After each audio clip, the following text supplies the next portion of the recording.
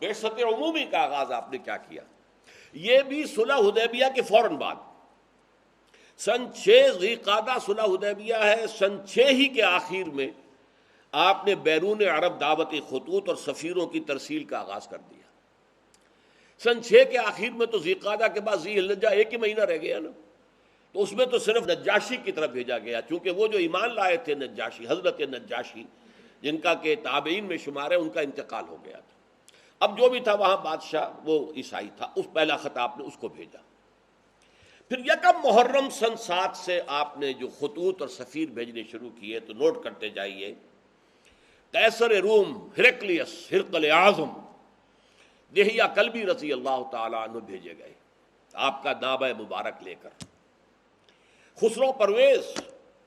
اس کی طرف عبداللہ ابن حذافہ سہمی رضی اللہ تعالیٰ عنہ، یہ بھیجے گئے خط لے کر۔ مقوقس شاہ مصر، اصل میں شاہ کا لفظ اس کے لیے صحیح نہیں ہے، وہاں ایک مذہبی حکومت تھی عیسائیوں کی، اور پیٹریارک جو کہلاتا تھا عیسائیوں کا، جو سب سے بڑا جو ہے سردار ہوتا تھا، وہ وہاں کا بادشاہ تھا۔ ان کی طرف حضرت حاتب ابن ابی بلتع، وہ جن سے غلطی ہو گئی تھی فتح مکہ سے پہلے کہ انہوں نے ایک خط لکھ دیا تھا اپنے عزیزوں کی جان بخشی کے خیال سے، اور وہ مکے والوں کو اطلاع دے دی تھی، حضور نے خفیہ رکھا ہوا تھا اپنے مکے کی طرف جانے کو، لیکن انہوں نے اطلاع دے دی تھی وہ، لیکن ان کے بارے میں آپ کو معلوم ہے حضور نے فرما دیا تھا کہ یہ جو حاتب ابن بلتع ہے یہ تو اصل میں صحابی ہے اور بدری ہے، لہذا اس کے اگلے پچھلے سارے گناہ اللہ پہلے معاف کر چکا ہے۔ شاہ عمان کی طرف بھیجے گئے عمرو بن العاص رضی اللہ تعالی عنہ۔ اچھا، اب جو خاص طور پر جہاں سے کہ اب کشمکش شروع ہوئی ہے وہ ہے کہ شام سے متصل جو قبائل تھے عیسائی تھے، تو عرب قبائل یہ عیسائی تھے، کیونکہ رومن امپائر کے تحت رہے تھے، اس کے تحت انہوں نے عیسائیت قبول کر لی تھی۔ وہاں ایک دعوتی وفد بھیجا گیا، چونکہ کوئی ایک بادشاہ نہیں تھا، مختلف قبائل تھے۔ 15 افراد جو ہے اس میں شہید کر دیے گئے، صرف کعب بن عبیر غفاری بچ کر آئے ہیں وہاں سے، باقی وہ شہید کر دیے گئے۔ اب یہ چونکہ سلطنت روما کے تحت تھے، تو گویا کہ اب جو چھیڑ چھاڑ کا معاملہ شروع ہوا وہ سلطنت روما سے ہوا، اور یہ اس کو میں نے اپنے نوٹس میں لکھا، میں دیکھ رہا تھا کہ آئرنی آف دی فیٹ یہ ہے کہ وہ رومی عیسائی جن کی شکست پر مسلمان بہت دل شکستہ ہوئے تھے، دل گرفتہ ہوئے تھے، جبکہ ایرانیوں نے شکست فاش دی تھی ہرقلیس کو، اور جن کی فتح جب ہوئی ہے یوم بدر کے وقت ہی ہوئی ہے، تو مسلمانوں نے جشن منایا تھا، اس لیے کہ ظاہر بات ہے کہ ایرانی آتش پرست تھے، مشرکوں سے قرب رکھتے تھے، اور یہ عیسائی تھے حضرت عیسیٰ کے ماننے والے، تو مسلمانوں سے قرب رکھتے تھے۔ تو بدقسمتی جس کو میں کہہ رہا ہوں، اگرچہ یہ لفظ ہمیں استعمال نہیں کرنا چاہیے، ہر چیز اللہ تعالیٰ کی حکمت کے تحت ہوتی ہے، البتہ آئرنی آف فیٹ جو ہے وہ لفظ مناسب ہے اس کے لیے کہ پہلا تصادم جو ہوا حضور کا صلی اللہ علیہ وسلم وہ ہرقلیس کے ساتھ ہوا، کہ 15 صحابہ شہید کر دیے ان قبائل نے کہ جو اس کے تابع تھے، اور خاص طور پر رئیس بصرہ شرحبیل بن عمرو غسانی، یہ بھی عرب تھا لیکن یہ بھی عیسائی تھا، باج گزار تھا، یہ بادشاہ کی شکل میں تھا، اور یہ باج گزار تھا رومی جو ایمپرر تھا اس کا۔ اس کی طرف بھیجے گئے تھے ایلچی کی حیثیت سے حارث ابن عمیر رضی اللہ تعالی عنہ، حارث ابن عمیر ازدی، اس نے ان کو بھی شہید کر دیا۔ گویا کہ آپ کے 16 سفیر جو ہے ان علاقوں میں شہید کر دیے گئے کہ جن علاقوں میں عیسائی آباد تھے، اور نمبر 2 یہ کہ جو ہرقل کے تابع تھے۔ یہ صورتحال ہوئی جس پر کہ پہلا رد عمل حضور کی طرف سے ہوا غزوہ موتا۔ اسے غزوہ کہتے ہیں، اگرچہ عام طور پر خیال یہ کہ غزوہ اسی کو کہتے ہیں جس میں حضور بھی شریک ہوئے ہوں، حضور اس میں شریک نہیں ہوئے،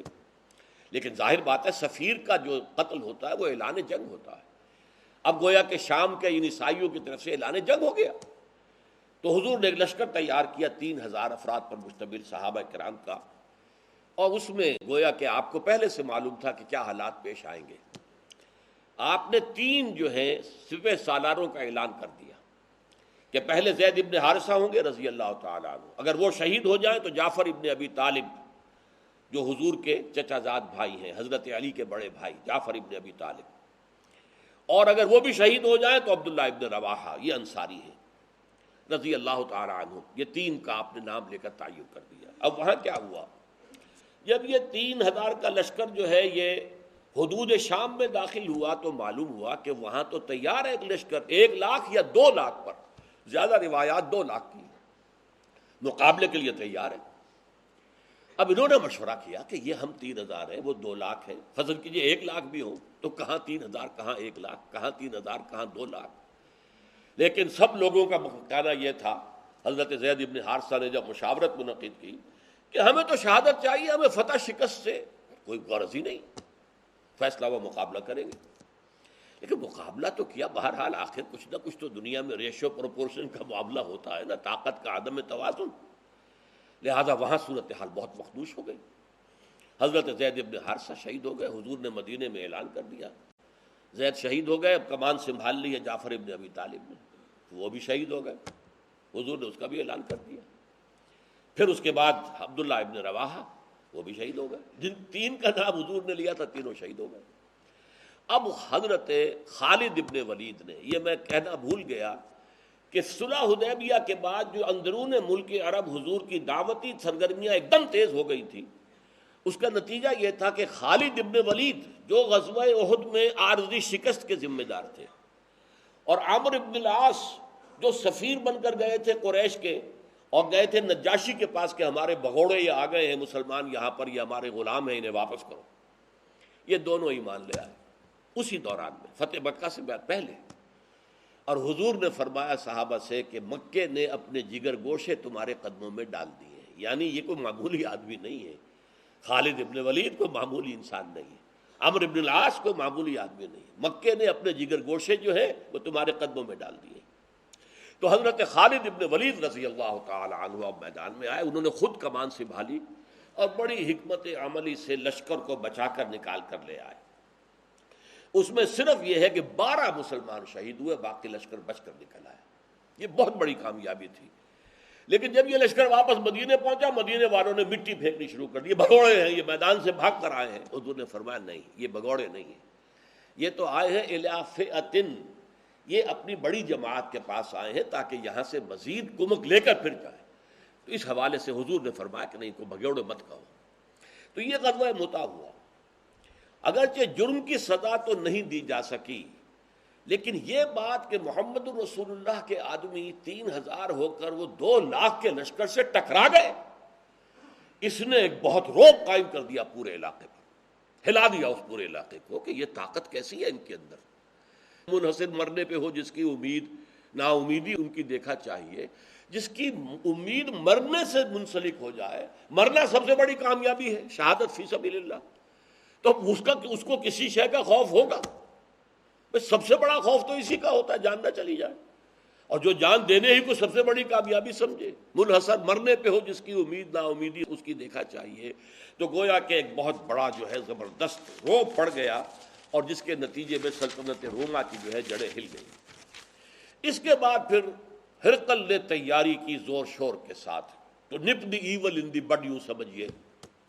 کہ اب یہ جو ہے ابھرتی ہوئی قوت جو آ رہی ہے جزیرہ نما عرب سے، اس کو ختم کرنے کے لیے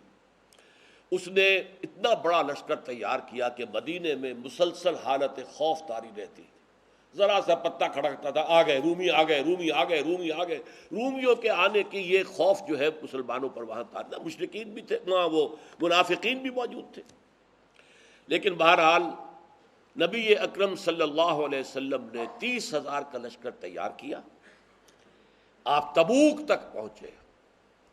اور تبوک سرحد شام کے اوپر 30,000 کا لشکر لے کر 30 دن تو لگے ہیں آپ کو جانے اور آنے میں، 15 دن، 20 دن آپ نے وہاں قیام کیا۔ ہرقل میدان میں نہیں آیا، اپنی فوج لے کر پیچھے ہٹ گیا۔ اس کی وجہ کیا ہے؟ ہرقل پہچان چکا تھا جب آپ کا خط گیا تھا، دعوتی خط حضرت دہیہ کلبی رضی اللہ تعالیٰ عنہ لے کر گئے تھے، اس نے خط پڑھتے ہی پہچان لیا، وہ عالم تھا، عیسائی عالم، کہ یہ وہی ہیں کہ جن کی نوید جو ہے وہ تورات اور انجیل میں تھی۔ وہ چاہتا تھا ایمان لے آئے، اور اس کا تفصیلی واقعہ آپ سیرت کی کتابوں میں پڑھیے کہ اس نے پوچھا کوئی عرب یہاں آیا ہوا ہے؟ معلوم ہوا کہ ہاں، ایک عرب قافلہ جو ہے کاروان تجارتی آیا ہوا، ابو سفیان کی سرکردگی، اس کو بلایا، ان سے مکالمہ کیا، اور مکالمہ کر کے ایسی باتیں نکلوائیں اگلوائیں ابو سفیان سے، اس وقت تک وہ مشرک تھا، کہ جس سے سب لوگوں کو معلوم ہو گیا کہ یہ واقعی اللہ کے رسول ہے، اور یہ تو ہرقل جو ہے یہ تو مسلمان ہونے پر گویا کہ آمادہ ہے۔ اس پر ایک بڑا جوش و خروش پیدا ہوا درباریوں میں، سپہ سالاروں میں، ان کا غصہ، ان کے نتنے پھول گئے۔ تو ہرقل ڈر گیا، وہ چاہتا تھا جیسے 325 سال قبل قسطنطین اعظم جو تھا، ایمپرر کانسٹنٹائن، اس نے عیسائیت اختیار کی تھی اور پوری رومن امپائر عیسائی ہو گئی تھی۔ اسی طرح اب بھی ہو جائے کہ میں مسلمان ہو جاؤں اور پوری رومن امپائر مسلمان ہو جائے۔ لیکن یہ کہ جب اس نے دیکھا کہ میرے درباری، میرے مصاحبین، میرے سپہ سالار یہ تو نتنے ان کے پھول رہے غصے سے، تو وہ اپنی وہ جو بیڑیاں پڑی ہوئی تھی سلطنت کی، بادشاہت کی، انہی میں بندھا رہ گیا اور اس نے انکار کر دیا۔ پہچان چکا تھا، اس نے ساری تیاری اس اعتبار سے کی تھی کہ اس کا خیال تھا کہ جیسے غزوہ موتا میں حضور نہیں آئے تھے، مسلمانوں کا لشکر تھا، اس طرح شاید اب بھی محمد نہ آئے صلی اللہ علیہ وسلم۔ جب اس نے دیکھا محمد خود آئے ہیں صلی اللہ علیہ وسلم، اس کو پہچان چکا تھا کہ یہ اللہ کے رسول ہیں، لہذا وہ پیچھے ہٹنے میں عافیت سمجھی۔ چونکہ یہ ایک بڑا محاورہ ہے غالباً انجیل کے اندر ہے کہ وہ جیسے کہ چھری اگر تربوز یا خربوزے پہ پڑتی ہے تب بھی خربوزہ کٹتا ہے، اور اگر خربوزہ چھری پر گرے گا تب بھی خربوزہ ہی کٹے گا۔ اس طریقے سے چھری کا تو نقصان نہیں ہوگا، اللہ کا رسول جس سے ٹکرائے اس کے لیے شکست لازم ہے، اس لیے وہ پیچھے ہٹ گیا۔ حضور وہاں 20 دن قیام کر کے واپس تشریف لے آئے۔